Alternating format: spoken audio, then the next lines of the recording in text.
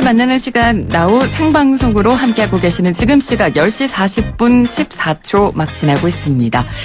국제뉴스 속에 등장하는 인물들에 대해서 전격 회부해보는 코너 뉴스를 움직이는 인물 후 시작하죠. 오늘도 르몽드 디플로마티크 발행인인 성일권 박사와 함께합니다. 박사님 안녕하세요. 네, 안녕하십니까. 네, 저희가 오늘부터 총 4회에 걸쳐서 기획 시리즈를 준비했습니다. 한반도를 둘러싼 4대 강국, 미국, 중국, 러시아 그리고 일본의 최고 지도자를 전격 분석해보는 시간으로 4주 동안 준비했고요. 그래서 오늘 첫 시간입니다. 첫 번째 인물 누군지 먼저 관련 뉴스 듣고 시작해보겠습니다.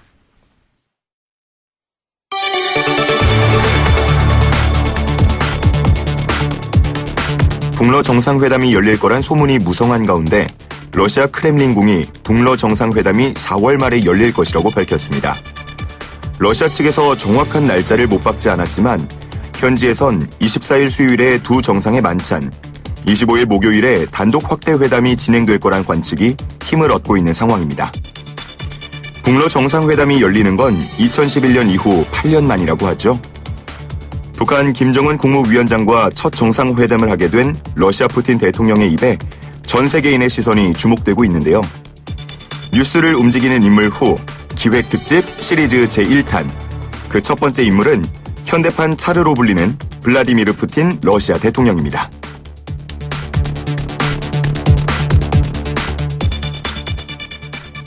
네, 이 북러 정상회담이 임박했다라는 이야기가 계속해서 나오고 있어서 저희가 제1탄으로 준비해본 첫 번째 인물 바로 푸틴 러시아 대통령입니다. 스트롱맨이라고 불러도 이상하지 않을 정도로 트럼프와 대적할 만한 강한 남자다.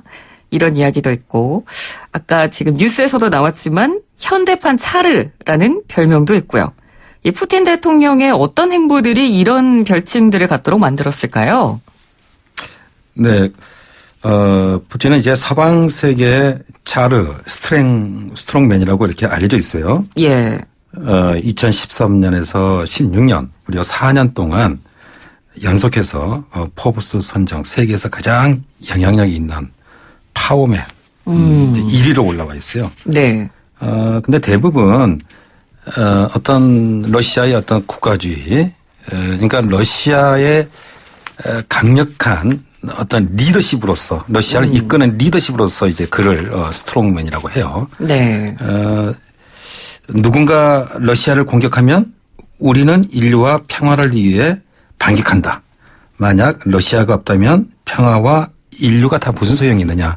이것은 이제 푸틴이 자주 하는 말인데 그래서 푸틴은 대통령의 2000년에 취임한 뒤에 곧바로 그 전까지는 이 러시아가 대단히 어려웠지 않습니까? 네. 이제 민주화 구소련 체제가 무너지고 나서 옐친의 어떤 이제 그런 어정쩡한 이제 그런 시대가 있었어요.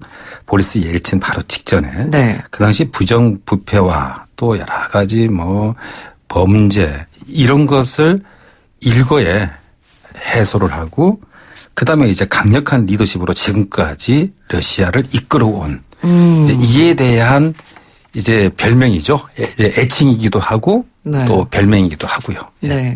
그러니까 정치적인 리더십뿐만 아니라 또 실제로 굉장히 우리가 흔히 쓰는 말로 마초 이미지, 상남자 스타일이라고도 불리는 것 같더라고요. 그렇죠.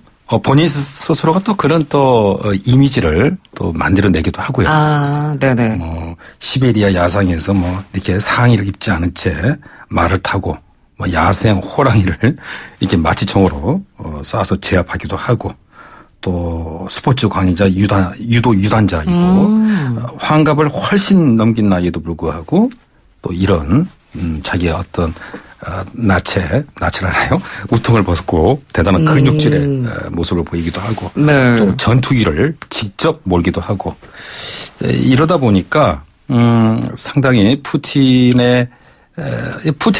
그런 푸틴을 칭송한 노래도 있어요. 아, 그런가요? 그 노래 한번 잠깐 한번 들려줄까요? 아니 제가 부르는 건 아니고 소개를 하자면. 아, 휴대폰에서 찾으셨어요, 네네네. 지금? 네, 이런 노래가 있어요. 네, 어떤 노래인가요? 2000년대 중반에 나온 노래인데 예. 러시아에서 꽤나 인기를 얻었다고 해요.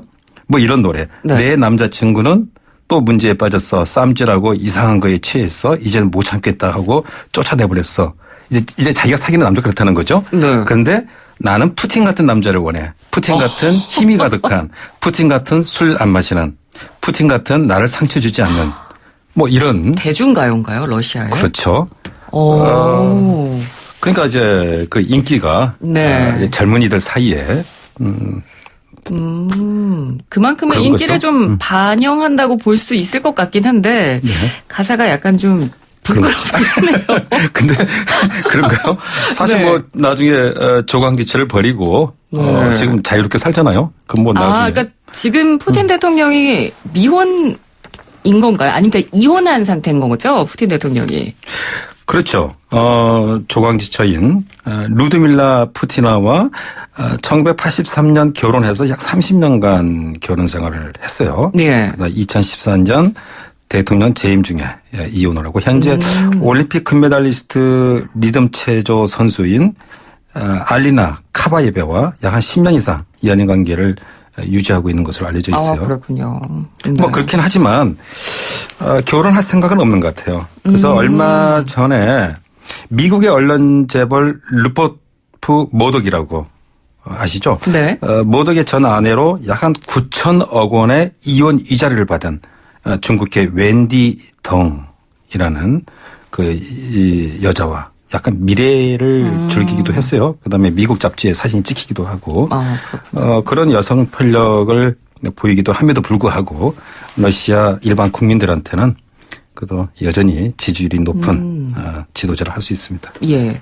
지난해 4선에 도전을 했고 압도적인 득표율로 당선이 됐습니다. 그런데 처음에 대통령 자리에 앉게 된 상황이 좀 특이하더라고요.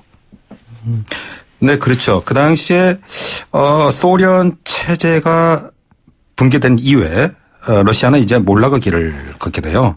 그래서 그 당시 옐친은 이제 디폴트 선언을 하는 거죠. 네. 모라토리엄. 이제 우리가 사방이라든가 외국으로 또 돈을 꾸긴 했지만 갚을 돈이 없다. 뭐 배째라는 식이죠.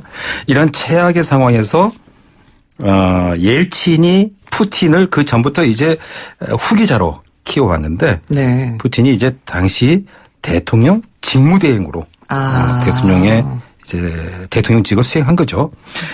푸틴은 약 한 그 전에 15년 넘게 러시아 공산주의 소련의 그 핵심 기관인 KGB에서 일을 해왔거든요. 네네. 그러다 보니까 대단히 전략적인 거죠. 대통령이 되자마자 체첸 지역이라고 있어요. 네. 늘 뭐 모스크바 이런데 관광객들이 많은 곳에 뭐 폭탄 테러하거나 아주 러시아로서는 당시 대단히 골칫거리였죠. 그 체첸 반군을 진압하는데 어떤 진두지휘를 한 거죠. 그로부터 이제 지금부터는 이제 그 이후부터는 이제 체첸 반군의 어떤 폭탄 테러 이런 것이 잠잠해지면서 이제 인기가 급상승하게 되고 또 당시 이제 경제 이런 것도 많이 이제 강력한 리더십으로 좀 안정이 되고 지금에 이르는 거죠. 그렇군요. 또 이야기를 이렇게 계속 나누다 보니까 이 대통령 되기 이전에 푸틴, 그러니까 어린 시절의 푸틴은 어땠는지 또 궁금해지는데 그럼 푸틴은 대통령이 되기 전에는 또 어떤 길을 걸어왔는지 저희가 한번 좀 알아볼까요? 예, 푸틴은 1952년생이에요. 그래서 레닌그라드, 지금 이제 그 상트 페테르부르크라고 하죠. 거기서 빈민가에서 태어나서 자랐고 어머니는 이제 공장 노동자이고 아버지는 소련 해군에서 징집병으로 군 생활을 시작하다가 소련 보안 경찰에서 일을 했다고요. 예. 아마 푸틴이 KGB에서 활동한 것도 푸틴의 아버지의 영향을 받지 않았나. 12살부터 러시아 격투기인 삼보와 유도를 배웠는데 그래서 상페테르스부르크에서 이제 법학을 전공했고 네. 졸업 후에 이제 KGB에 들어가서 근데 이제 KGB에서 교육을 받을 때 가명이 플라보트라고 해요. 플라보트요. 네. 그리고 이제 동독에서 1985년에서 90년 이제 구소련이 해체될 때까지 동독 드레스덴에서 KGB원으로 복무를 하고 다시 이제 고향에 돌아와서 상트페테르부르크 시장의 권유로 이제 부시장까지 지냈다고 해요. 네. 그러면서 이제 옐친을 만나서 대통령 권한대행으로 지금에 이르러까지 이제 4선을 해온 거죠. 아, 그렇구나. 대통령이 어떻게 헌법상 4선은 금지돼 있어요. 재임 이상을 못하게 돼 있어요. 네. 어떻게 4선까지 그러게요. 어떻게 했을까요? 4선까지 하게 됐을까요? 네. 그래서 헌법에서 네. 세 번 연달아 연임하는 것을 금지를 한 것이지 뭐 계속 할 수도 있는 거예요.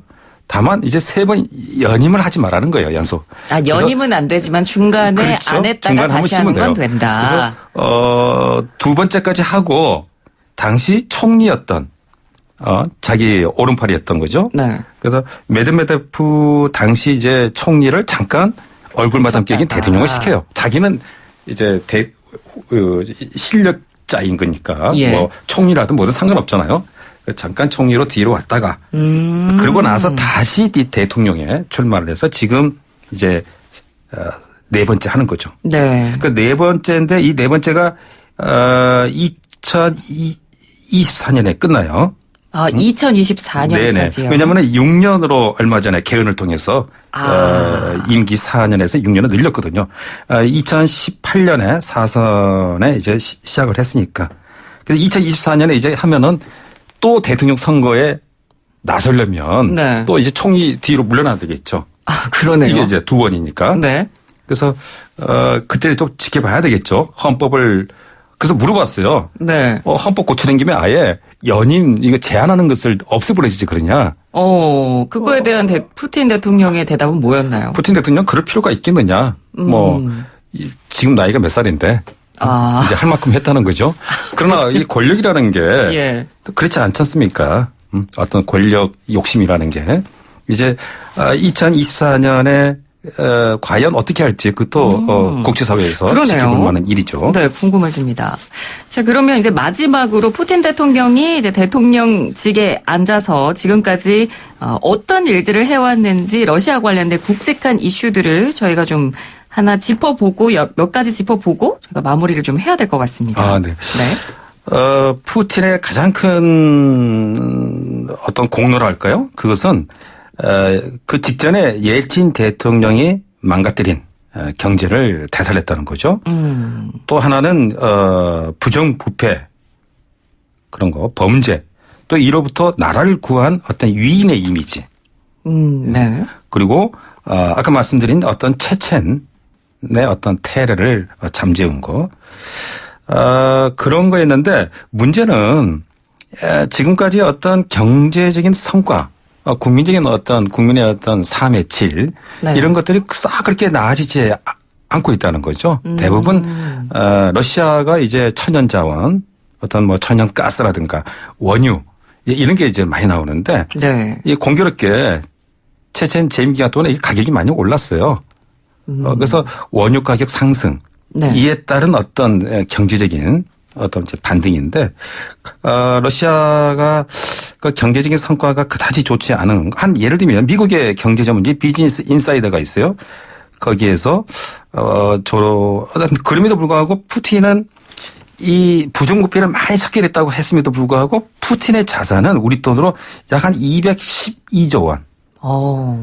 이게 확인되지 않은 거예요. 확인되지 않은 건데 그렇게 추산하고 있어요. 네. 그러니까 내로남불 같은 거죠. 그래서 이제 또 하나는 이 러시아 이 기업이 세계 어떤 경제를 봤을 때 이 300위권 안에 어떤 브랜드 가치가 있는 그 300위 안에 있는 게 없어요. 네. 우리나라에 뭐 삼성 뭐 있지 않습니까? 가스프롬이라고 러시아의 대표적인 기업이 이 300위권 밖에 있어요. 그런 문제가 있는 거죠. 그렇구나. 항상 모든 게 공과가 있는 거니까. 네. 네. 그리고 얼마 전에 우크라이나 그러다 보니까 이제 우크라이나 군사 개입을 하게 돼요. 네. 러시아 국민들이 이제 소련 해체되고 나서 경제적으로도 그렇고 또 뭐 여러 가지 또 위축되는 게 있지 않습니까? 이렇게 그런 가운데 서방 국가들의 어떤 반발에도 불구하고 이제 푸틴은 그 크림 반도에 이제 개입을 하는 거죠. 그래서 네. 옛 그 크림 반도를 합병을 하면서 옛 소련의 영토 일부를 다시 이제 확보하고 과거의 소련 당시에 어떤 강대국 시절의 향수 이런 것을 이제 불러일으키면서 또 국민들한테는 또 환호를 받는 그런 또 정책을 하는 거죠. 네. 자, 오늘은요, 이 기획 시리즈 4대 강국 지도자 1탄 러시아 푸틴 대통령에 대해서 한번 집중 분석을 해봤습니다.